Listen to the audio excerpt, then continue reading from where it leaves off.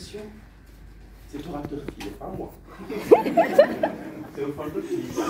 José. Quelle impression, sérieusement, cet orateur vous a fait? Comment l'avez-vous trouvé? S'il vous plaît. Et très sincèrement. Oui, monsieur. Merci beaucoup. Merci beaucoup. Donc, vous ne parlez pas au public qui est ici. Une autre intervention? Oui, madame? Ça a un air désintéressé. Merci beaucoup. Le président, avez-vous besoin de poursuivre? Non, je pense pas. Le mot du Vous avez tout compris. Cet orateur, en réalité, n'a pas compris une chose. Et c'est ceci. Chez l'espèce humaine, plus de la moitié de la communication est non verbale. Quand on parle, au-delà de notre voix, notre corps en entier n'arrête pas de transmettre à l'auditoire des messages. Cet orateur n'en est pas conscient. C'est un novice qui avait du mal, comme vous l'avez si bien dit, à cacher sa nervosité. Donc, vous a parlé du plaisir qu'il a à vous délivrer un message de la plus haute importance. Vous n'en avez absolument rien. Parce que son langage corporel exprimait un autre message. Son langage corporel vous disait: j'ai peur, sortez-moi ici. Son langage corporel vous disait: je ne crois même pas au message que je viens de délivrer. C'est donc le premier point que je voulais partager avec vous. Vous expliquer c'est quoi le langage corporel dans un discours. Donc c'est le langage muet qui accompagne notre propos, notre contenu, pour souligner une idée, pour révéler une pensée, pour exprimer une émotion. Et on peut exprimer ce langage à travers tout notre corps, de par notre attitude. Un orateur que vous voyez bouger dans tous les sens, comme ça au moment de sa prise de parole en public, montre qu'il n'est pas préparé, il est stressé. La raison pour laquelle il a eu besoin de bouger aussi souvent, et sans pour autant que ça n'ait un sens par rapport à sa communication. Le langage corporel, on peut l'exprimer aussi à travers nos expressions du visage. Tout à l'heure, lors de mon discours, au niveau de la conclusion, vous avez remarqué, j'ai souri. J'ai souri pour vous montrer, pour faire passer mon message, parce que je faisais passer une recommandation. Et donc, il fallait que je sois sympathique avec l'auditoire. Donc, le langage corporel peut s'exprimer à travers les expressions du visage. Quand je parlais de mon échec, à un certain moment, j'ai pincé les yeux un peu pour faire passer un message, en plus des mots. Donc, le langage corporel, on peut l'exprimer à travers tout le corps. Et le moyen le plus fréquent, c'est la gestuelle, avec nos bras, avec nos mains. C'est comme ça qu'on exprime mon langage corporel. Ça, c'est le premier point. Maintenant, on va approfondir un autre point. Pourquoi le langage corporel dans un discours? Suivez avec 3 idées qu'on va approfondir. Je ne sais pas si vous pouvez deviner ces idées-là ou en rajouter. Je vous donne alors la parole. Pourquoi dans un discours le langage corporel est important? Oui, et s'il vous plaît, ne résumez pas tout, laissez un peu aux autres. C'est le problème, il est le premier de la classe. Donc je vous taquine. Allez. Le langage corporel permet de donner une cohérence à ce que l'on dit, à le mettre en phase avec le message. Extrêmement. Vous voulez rajouter quelque chose? Non, pas du tout. C'est un point de la plus haute importance. L'auditoire, on lit pas. L'auditoire ne lit pas. Quand vous lisez un texte, quand vous n'avez pas compris, vous avez la possibilité. L'auditoire entend un message une seule fois. Il faut simplifier la compréhension de ce message-là. Parce que si ce qui sort de votre bouche est contredit par le langage que votre corps exprime, auditoire confuse. Donc c'est un point extrêmement important et c'est d'ailleurs mon premier point. Bravo. Dans l'art oratoire, on a coutume de dire qu'un geste vaut 1000 mots. En effet, quand on parle, notre auditoire décortique notre message, autant à partir des mots qui sortent qu'à partir de notre langage corporel. Et certains experts vont même jusqu'à dire, et moi j'y crois et c'est vrai, notre auditoire décortique notre message plus à partir de notre langage corporel qu'à partir de notre voix. On atteste ce célèbre proverbe japonais qui dit que voir une fois vaut mieux qu'entendre 100 fois. Vous avez vu le gap? Le langage corporel. Mon deuxième point, c'est ce que j'appellerais le principe d'empathie. L'empathie, c'est la possibilité de partager les émotions et les sentiments d'une personne. Que vous le sachiez ou non, quand vous prenez la parole devant un public, l'auditoire est doué d'empathie. L'auditoire se calque à votre âge. Il devine ce que vous pensez et réagit en conséquence. Tout à l'heure, on l'a expérimenté. On l'a expérimenté parce que vous n'aviez pas cru au message que j'étais venu vous délivrer. Même moi, je n'y croyais pas. Vous avez deviné que je n'y croyais pas et vous vous êtes désintéressé de mon texte, de mon message. Ça, c'est le principe d'empathie. Et c'est la raison pour laquelle, quand vous êtes devant un public, comme l'auditoire réagit à vos attitudes, il faut avoir les attitudes qui vous permettent de vous connecter avec l'auditoire. Si vous souriez, l'auditoire sourit. Si vous venez stressé, anxieux, l'auditoire également vous rend la même chose. Donc le langage corporel est important. Et le troisième point est un point plutôt scientifique. Je vais vous donner 3 outils dans l'art oratoire.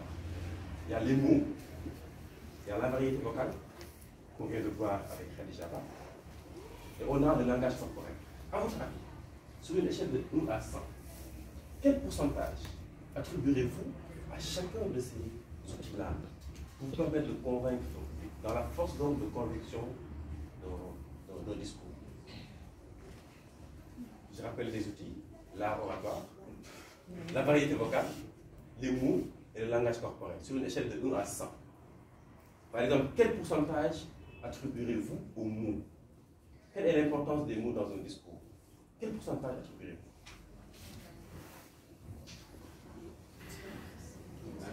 Pardon? 20%. Les mots 20%. Quelqu'un d'autre? 50% pour vous? La variété vocale 50% et le langage corporel 30 plus ou moins. Oui. Je n'ai pas fait une série scientifique. Mais j'ai bien l'impression que si on enlève 20, on enlève 50, il reste 30. N'est-ce pas? Eh bien, figurez-vous que, monsieur, c'est le approche de la bonne réponse. Dans un discours, les mots ne comptent que pour 10%. Pour vous aider à convaincre votre auditoire. La variété vocale compte simplement pour 30%. Le langage corporel compte pour 60%. En d'autres termes, qu'est-ce que ça veut dire? Ça veut dire que si vous voulez convaincre votre auditoire, travaillez encore plus votre langage corporel. Maintenant, comme troisième point, nous allons voir comment exprimer un langage corporel adapté. Et mon premier point, est-ce que quelqu'un peut deviner ici?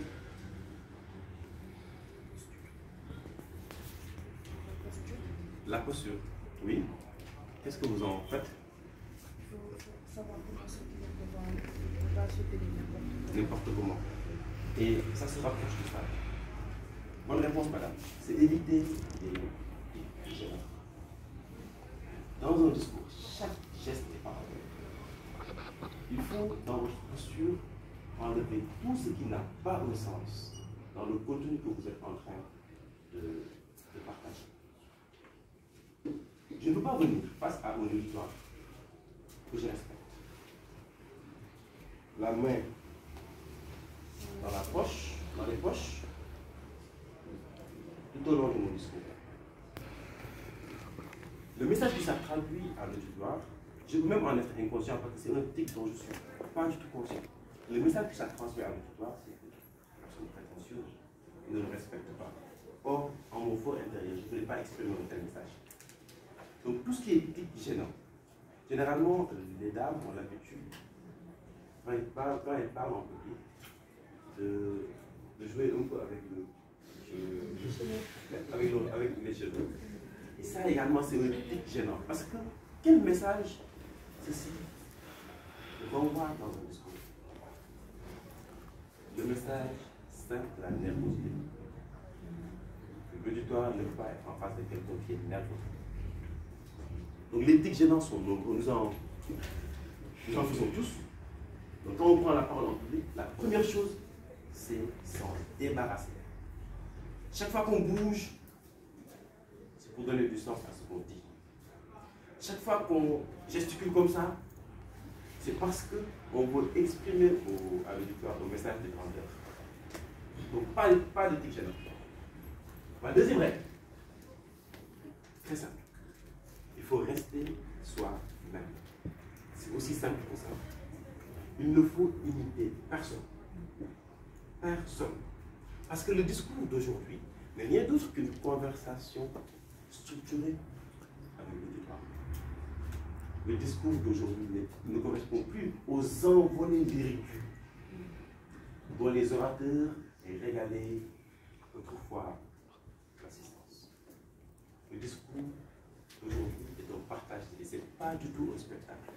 Même s'il y a un peu de théâtre dans le discours, mais ce n'est pas du tout un spectacle. Donc il faut rester vous-même. Si vous êtes convaincu de l'importance de votre message, si vous êtes passionné par ce que vous dites, si vous avez réellement envie de partager, tout naturellement, votre langage corporel en sera imprégné et viendra supporter votre talent. Le troisième point, c'est de laisser votre corps être le relais de vos émotions. Il y a un penseur important d'Al Carnegie qui disait que une personne qui se laisse guider par ses émotions agit naturellement et spontanément. Et c'est vrai. La quatrième règle que je veux partager avec vous, c'est que quand on prend la parole, il faut se préparer. Il faut se préparer pour être en confiance. C'est la base de la confiance. Aujourd'hui, ce message-là, si je ne l'avais pas préparé, j'aurais été devant vous. Et à l'intérieur, j'aurais été en train de travailler pour chercher mes idées, pour me demander si ça va être cohérent. Et donc, tout naturellement, mon anxiété va s'exprimer et je serai dans les tics gênants qui rendent confus l'auditoire. Le dernier point est ceci. C'est en forgeant qu'on devient forgeron. Dans l'art oratoire, vous ne pouvez pas venir le premier jour et maîtriser toutes ces techniques-là. Ces experts que vous voyez ici ont passé des années, je vous dis, à travailler une par une toutes les techniques que nous sommes en train d'exposer. Donc, pour avoir un langage corporel adapté, c'est simple. Il faut être naturel. Il ne faut pas imiter quelqu'un. Il faut se préparer à fond. Il faut éviter les tics gênants. Soyez passionné par votre message. On est d'accord? Je vous remercie.